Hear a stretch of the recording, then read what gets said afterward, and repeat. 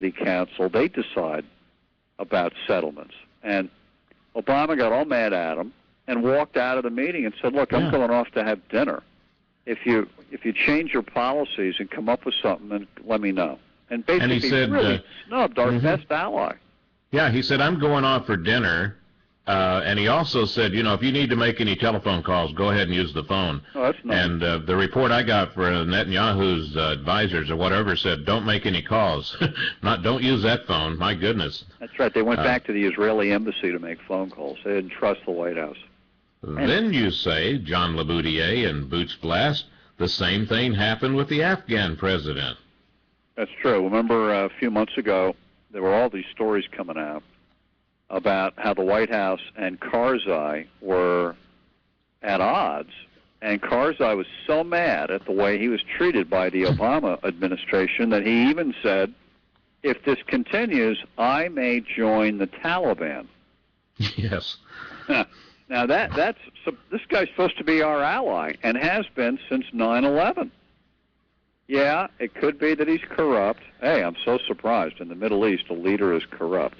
His brother is apparently a big drug dealer. Oh, I'm shocked that his brother's in the drug running.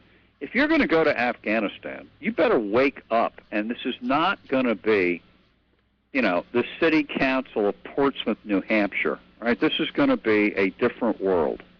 And corruption and drug running and nepotism and all this stuff is the way it is. So you pick the best of a bad lot and you work with them. You know, John, when I read the next part of your report, I was thinking about this thing. I got some email, and it was called Obama Bingo. Have you seen that? The Obama Bingo game. Yeah, I think I did see it once. It's pretty funny, isn't it? Yeah, and it's all these different things he says, and every time you hear him say one of those, you get to, you know, look at your card, and if you've got it, and it has things like me, my, mine, I, let me make this clear, you know, things like that, and you go, you know, you wake up to the oil spill every day and you go to bed thinking about it, that, you know, everything only relates to him. Me, mine, mine, I.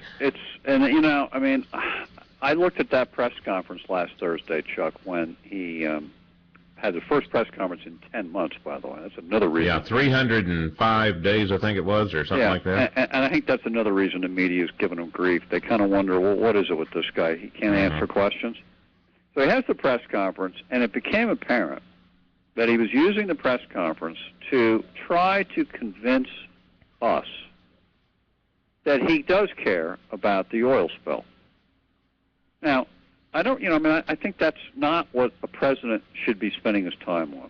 He should be spending his time on getting the U.S. government response up to speed in the Gulf. And let's face it, there's been no response. It's a pathetic response. The latest response is we're calling him the director of the Titanic, and we're thinking of filing criminal charges against Britain. Well, how does that stop the leak or clean it up?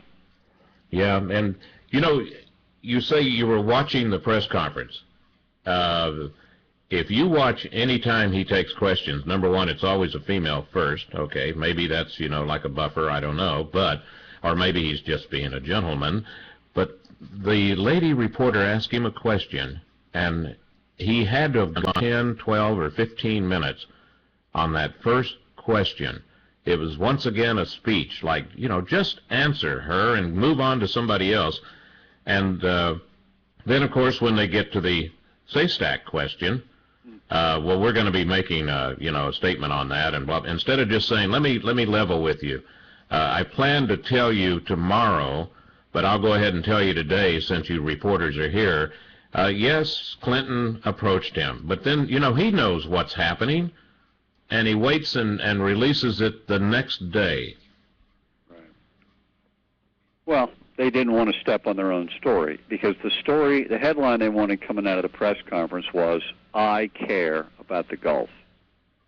They knew that if he answered honestly the question and said, oh, well, actually, Bill Clinton was the guy that made the offer, that would be the lead story. And they don't want that. They waited to put that out Friday, where it would get lost in the Memorial Day long weekend stuff. Right. Of course, he also thought that, you know, they were going to plug that damn hole like he ordered before he went.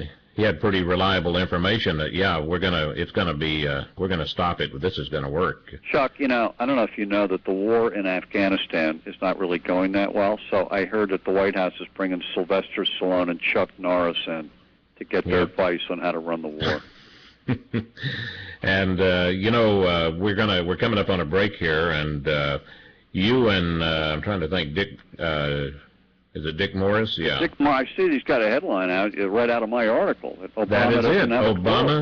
Obama does not have a clue how to be president. Yeah, well, I had that in here a week ago. I know that, and I was going to say... We're not the only people who think this. Well, that's true, yeah, but he stole your story. All right, we do that all the time around here, but, you guys, well, John LeBoutillier is going to continue in just a moment. LeBoutillier.com, Newsmax.com, BootsBlast.com. We'll get it all straightened out whenever we come back, when we return. Yes, Mark.